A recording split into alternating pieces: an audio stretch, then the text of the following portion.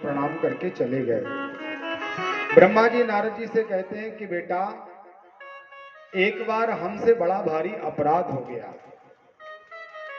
जब मैं सृष्टि का निर्माण कर रहा था तो मनु शत्रुपा का जन्म करने के बाद, रति कामदेव को जन्म देने के बाद मुझे बड़ी भारी प्रसन्नता हुई कि मैंने इतना सुंदर कार्य किया। तो मेरे हृदय से एक कन्या का जन्म हुआ। ब्रह्मा जी बता रहे, कन्या का जन्म हुआ और उसको देख करके मेरा मन क्षुब्ध हो गया, काम में आसक्त हुआ। तो उस कन्या ने विचार किया कि देखिए, मेरे पिता ने मुझे जन्म दिया और जन्म देने के बाद ही मेरे स्वरूप पर मोहित हो गए, तो इनका त्याग करना चाहिए। तो ब्रह्मा जी से दूर भागने लगी। ब्रह्मा जी पीछे पीछे, कन्या आगे है और जो मरीचि आदि महात्मा हैं उनका मन भी थोड़ा सा विचलित हुआ। तो एक धर्म नाम के बेटा है ब्रह्मा जी के, जो हृदय से प्रकट हुए हैं, उन्होंने भगवान शिव की चरण शरण ग्रही की। रक्ष रक्ष महादेव पापा नाम माम दुरात्मना मत पितायाम तथा चेमे भ्रातरा पाप बध्यता। मेरे पिता और मेरे भाई सब काम मोहित हैं। हे भोले बाबा, हे भगवान शिव, रक्ष रक्ष, कृपा करो, रक्षा करो। धर्म ने जब ये समाचार भगवान शिव को दिया, कन्या भागती चली जा रही है, वहां भगवान शिव के सामने प्रकट हुई कैलाश पर्वत पर। तो भगवान शिव ने उसको गुफा में प्रविष्ट कराया, एक गुफा में आश्रय दे दिया। और पीछे से जब ब्रह्मा जी आ रहे थे तो ब्रह्मा जी को डांटना प्रारंभ किया भगवान ने। कल की कथा में अपन ने सुना था, ब्रह्मा जी के ऊपर भगवान ने कितना क्रोध किया, पूजा वूजा से विमुक्त कर दिया, कोई पूजा पाठ नहीं होगी। कृपा अनुग्रह करने पर भगवान ने कहा, यज्ञ में तुम्हारी थोड़ी पूजा हो जाएगी। फिर से ब्रह्मा जी ने अपराध कर दिया।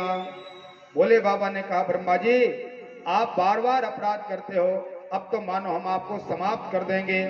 भगवान शिव ने त्रिशूल उठाया, पिनाक धनुष, और बड़ा भारी भगवान शंकर बाबा का त्रिशूल छोड़ने के लिए भगवान तैयार हुए। तो भगवान शिव के बीच में, ब्रह्मा जी के बीच में भगवान नारायण का आगमन हुआ। प्रभु ने बहुत स्तुति की, भगवान नारायण ने परमात्मा को मनाया, शिव जी की प्रार्थना की कि प्रभु विनाश हो जाएगा, ये सृष्टि के पितामह हैं, इन्होंने अपराध किया, एक बार आप अवसर दे दीजिए भगवान, एक बार इनको क्षमा कर दो, ये अपने पापों का प्रायश्चित्त करेंगे, तपस्या करेंगे। भगवान नारायण के कहने पर परमात्मा ने कहा कि देखो, पिनाक हमारे हाथ से छूटने वाला था, अब ये वापस नहीं आएगा। आप तो ऐसा करो, ब्रह्मा जी को कहो कि आगे आगे भागे और हमारा त्रिशूल पीछे पीछे से भागेगा। बोले महाराज कब तक? बोले अनंत काल तक, जब तक ये सृष्टि है। एक रूप में ब्रह्मा जी आगे आगे और भगवान शिव का त्रिशूल आज भी पीछे पीछे। पुनर्वसु नाम का नक्षत्र ब्रह्मा जी बने और शिव जी के त्रिशूल ने आद्रा नाम का नक्षत्र का रूप धारण किया। आज भी पुनर्वसु नक्षत्र आगे भाग रहा है और पीछे से आद्रा के रूप में भगवान शिव का त्रिशूल पीछे पीछे लगा हुआ है। परेशान करने के लिए, दंड देने के लिए इन्होंने अपराध किया। उस कन्या ने भगवान शिव के चरणों में प्रणाम किया। संध्या जो नाम की कन्या है, संध्या नामनेति विख्याता सर्वलोके भविष्यति। वो कन्या भगवान के चरणों में प्रणाम करने लगे।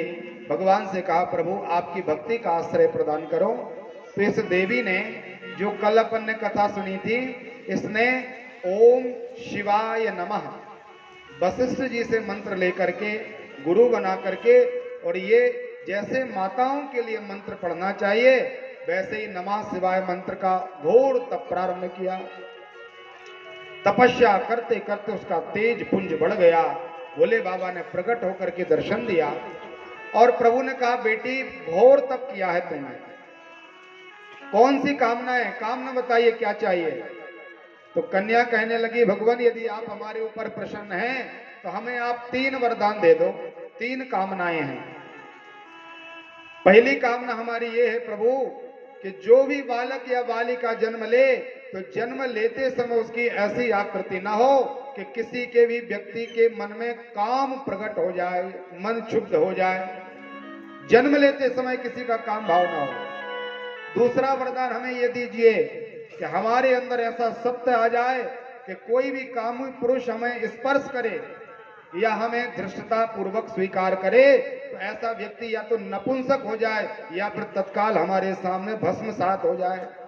और तीसरा वरदान भगवान शिव हमें कृपा करके प्रदान करें कि हमारा एक तो विवाह ना हो, तो यदि संसार में कभी मेरा विवाह हो तो लोलुपकामी व्यक्ति के साथ हमारा विवाह ना हो, धर्मनिष्ठ जो ब्रह्मवेत्ता हैं, जो भगवान के तत्व को जानता हो, ऐसे पुरुष के साथ मेरा विवाह हो। 3 वरदान मांगे उसने, बाबा ने तीनों वरदान प्रदान कर दिए और शिवजी ने कहा आज के बाद से अब 3 अवस्थाएं होंगी बच्चों की। पहले बाल्य अवस्था, शिशु अवस्था, फिर शैशव अवस्था, फिर इसके बाद किशोर अवस्था, फिर युवावस्था में प्रवेश करेंगे। तो भोले बाबा ने वरदान दिया कि बालक हो या बालिका, जन्म लेने से 9-10 वर्षों तक ऐसे कोई काम के चिन्ह प्रकट नहीं होंगे।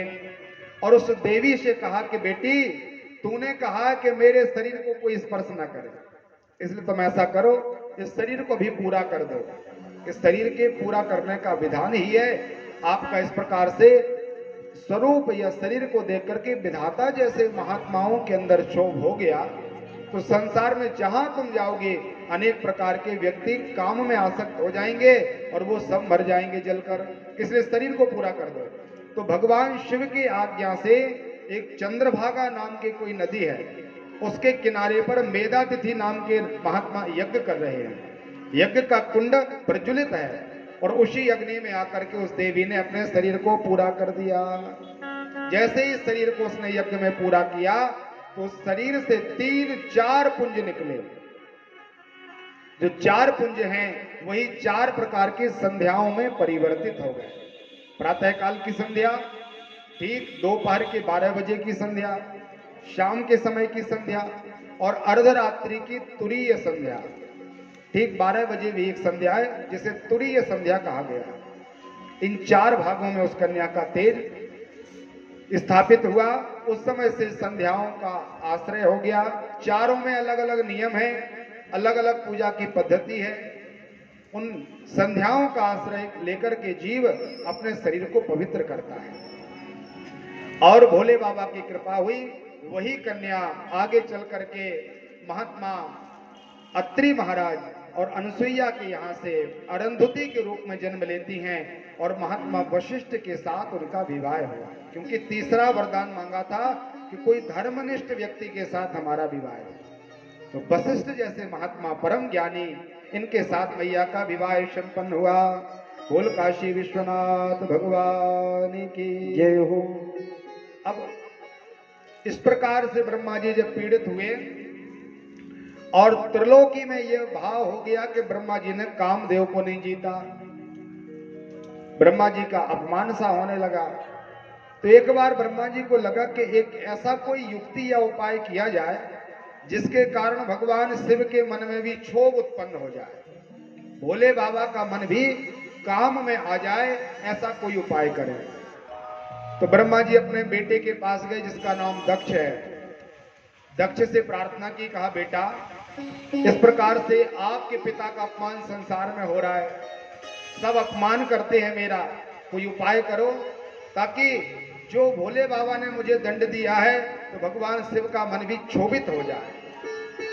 दक्ष ने कहा भगवान ऐसा कोई उपाय नहीं है, भगवान आदि हैं, आदि मध्य और अंत से रहित परमात्मा निराकारण स्वरूप हैं, उन भगवान सदाशिव का कोई साहस कर सकता है क्या? लेकिन ब्रह्मा जी ने बार बार प्रार्थना की तो दक्ष प्रजापति ने, शिव पुराण में लिखा है, 2 विवाह किए। एक विवाह तो इनका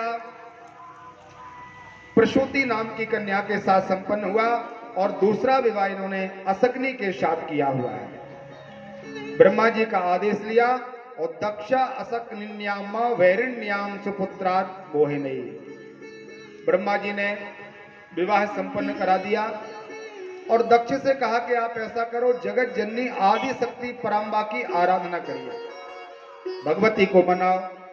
जब माता जी प्रकट हो जाए तो उनसे कहना कि हे माँ आप कृपा करके मेरी पत्नी के गर्भ में आइए, बेटी के रूप में जन्म लें आप, और आप ऐसा तप करें, ऐसा प्रभाव करिए कि आप भगवान शिव के मन को मोहित कर लें।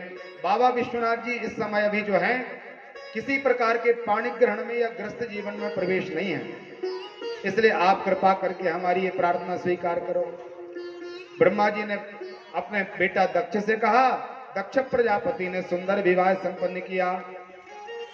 विवाह करने के बाद लिखा हुआ है, सुनो नारद सुप्रीत्याम चरितम शशिमौलिना यस्य श्रवण मात्रेण निर्विकारो भवे नरः।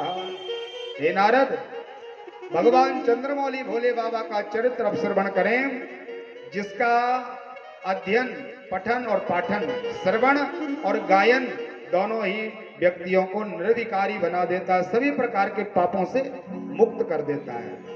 बाबा विश्वनाथ जी कैलाश पर्वत पर हैं, भगवान का नाम जप रहे हैं। यहाँ दक्ष प्रजापति ने भगवती आदि शक्ति का आराधना पूजन प्रारंभ किया। बहुत कालों तक भगवती का आराधना और सेवा पूजा की। तो भगवती जगत जननी जगदम्बा सती, जो भगवती आदि शक्ति हैं, ऐसे अष्टभुजी भगवती जगदम्बा ने दक्ष के सामने अपना दिव्य दर्शन दिया। बोल जगत जननी मैया की जय हो। मां ने जैसे ही दर्शन दिया, दक्ष प्रजापति ने लौट करके दंडवत प्रणाम किया। बड़ी सुंदर स्तुति भगवती की।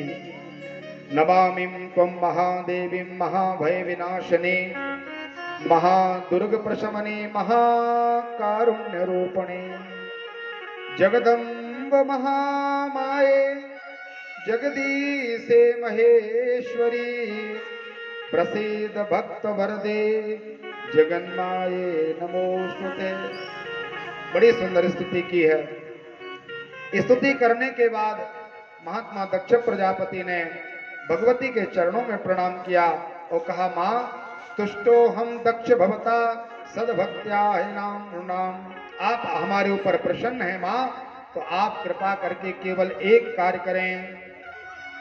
अहम तस्य सदा दासी प्रिया जन्मनि जन्मनि मम स्वामी सवै संभुर नाना रूप धरो पिवा। भगवान दक्ष प्रजापति ने मैया से कहा, माँ आप भगवान शिव के मन को मोहित करके उनकी अर्धांगिनी बन जाओ, आप उनकी पत्नी बन जाइए। तो मैया ने कहा, अहम तस्य सदा दासी, मैं तो नित्य भगवान भोले बाबा की दासी हूँ। प्रिय जन्मानि जन्मनि, हजारों लाखों बार जन्म लेती हूँ, शरीर की लीला पूरी कर देती हूँ, फिर से जन्म लेती हूँ, फिर लीला पूरी कर देती हूँ, लेकिन जब भी हम विवाह करते हैं तो केवल भोले बाबा को ही स्वीकार करते हैं। प्रेम से तो हम भगवान शिव को प्रसन्न कर लेंगे, लेकिन आपने जो कहा है कि आप भगवान शिव के मन में क्षोभ उत्पन्न करो, तो ये संभव नहीं है। भोले बाबा को कोई मोहित नहीं कर सकता। हम तपस्या करेंगे, तपस्या करके यदि परमात्मा की कृपा होगी तो निश्चित रूप से हम उनके साथ दासी के रूप में वास करेंगे। मैया ने आशीर्वाद दे दिया दक्ष प्रजापति को और कहा कि आप एक बात याद रखना, बहुत सावधानी से सुनना आप लोग, ये बात कहीं नहीं लिखी शिव पुराण के अतिरिक्त। मैया विचार कर रही हैं कि ये आगे चल करके भोले बाबा का अपराध करेगा दक्ष, तो मैया अष्टभुजी के रूप में, अभी बेटे के रूप में नहीं आई। उस समय भगवती आदि शक्ति जगदम्बा सती ने महात्मा दक्ष प्रजापति को कहा, यदा भवान मयि देव पुनर्भवेन तदाश्यतां देहं तजेत निजं सत्यं स्वद्मान्यस्य यसतेतरा परंतु प्राणधोयो मनसा ते प्रजापते श्रावयिष्यामि ते तंबे सत्यम जानानि नाम ऋषा। भगवती कहती हैं कि हे दक्ष प्रजापति, मैं सत्य कहती हूँ, मैं बेटी के रूप में जिस दिन आपके यहाँ आ जाऊं तो आप ये विचार न करना कि मैं केवल तेरी बेटी हूं। आपका भाव हर समय ऐसा होना चाहिए कि मैं जगत जननी हूं, आदि शक्ति हूं। जिस दिन तुम्हारे द्वारा मेरा या भोले बाबा का अपराध होगा तो मैं तेरे शरीर को पूरा कर दूंगी और मैं अपने भी प्राण को समाप्त कर दूंगी। ये मैं सत्य कहती हूँ, सत्य कहती हूँ, सत्य कहती हूँ। सती ने 3 बार कहा, भोले बाबा का स्मरण किया।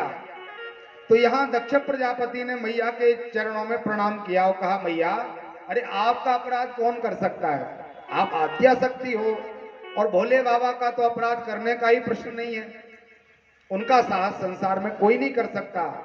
ऐसा कभी नहीं होगा मैया। भगवती को दक्ष ने वचन प्रदान किया, मैया अंतर्हित हो गई। यहां दक्ष प्रजापति आए और ब्रह्मा जी को समाचार दिया। कहा पिताजी अब आप चिंता न करें, मैया ने हमें वरदान दे दिया है, अब कुछ ही समय में भगवती मेरे पत्नी के गर्भ में आकर के स्थान बनाएंगे। बड़ा सुंदर समय आया। वीरनी नाम के कन्या के साथ दक्ष प्रजापति ने संग किया, तो वहां से पहले 10,000 बालकों का जन्म हुआ। माता जी के पहले 10,000 बेटा हुए एक बार में महात्मा दक्ष प्रजापति के। अब प्रजापति ने विचार किया कि देखिए मैं ब्रह्मा का बेटा हूं और मेरे बेटे इतने हो गए, इनको सुंदर शिक्षा प्रदान करो, बहुत बलशाली बनाओ और फिर संसार में इनका प्रभाव फैल जाए। कोई अभी इतनी संतान है नहीं, जहां भी जाएंगे सब राजा बन जाएंगे। त्रिभुवन में दक्ष की जय जयकार होगी। तो एक 4 दीवारी के अंदर इन बालकों को ये दक्ष प्रजापति छुपा करके पढ़ाता था। शिव पुराण में लिखा है। ब्रह्मा जी नारद जी को कहते हैं कि नारद जी उसी समय तुम वहां से निकले। और नारद जी ने क्या देखा कि 4 दीवारी के अंदर हजारों व्यक्ति भगवान का कोई मंत्र गा रहे हैं। तो ब्रह्मा जी तो समर्थवान है, उनके बेटे नारद जी भी समर्थवान त्रिकालज्ञ है। एक रूप धारण किया और महात्मा नारद जी उन बच्चों के बीच में चले गए। वहां देखा तो बड़ा सुंदर, वहां पर कर्म कांड की शिक्षा ले रहे थे वो। जब उनकी शिक्षा दीक्षा उस दिन की समाप्त हुई तो नारद जी ने उन सब बेटों को बुलाया और कहा भैया ये बताओ तुम लोग ये पढ़ाई लिखाई जो कर रहे हैं किसके लिए कर रहे हैं, इसका प्रयोजन क्या है। तो दक्ष प्रजापति के 10,000 बालकों ने ब्रह्मा जी के बेटे नारद जी से कहा कि नारद जी मैंने अपने पिता से शिक्षा ली है और उन्होंने आदेश दिया है कि आप लोग खूब पढ़ाई लिखाई करो। जब विद्या में अग्रगण्य हो जाओगे तो किसी सिद्ध कन्या के साथ तुम लोगों का विवाह होगा, विवाह के बाद संतान होगी, संतान के बाद संसार में जितना भी ये परिकर है ब्रह्मांड है, सभी प्रकार के ब्रह्मांड के हम मालिक होंगे, राजा बन जाएंगे। नारद जी ने कहा कितने वर्षों तक राजा रहोगे, कितने समय तक राज्य करोगे। अरे भगवान ये जो देह है ना, जिसका जन्म हुआ है उसको मरना निश्चित है, सब लोग मरेंगे। और जो जैसा कर्म करता है उसको फिर कर्म फल प्राप्त होता है। दिव्य ज्ञान दिया नारद जी ने। तो सब बेटे कहने लगे नारद जी तो हमें करना क्या चाहिए। बोले आप लोग तो एक ही काम करिए, ओम नमो भगवते वासुदेव।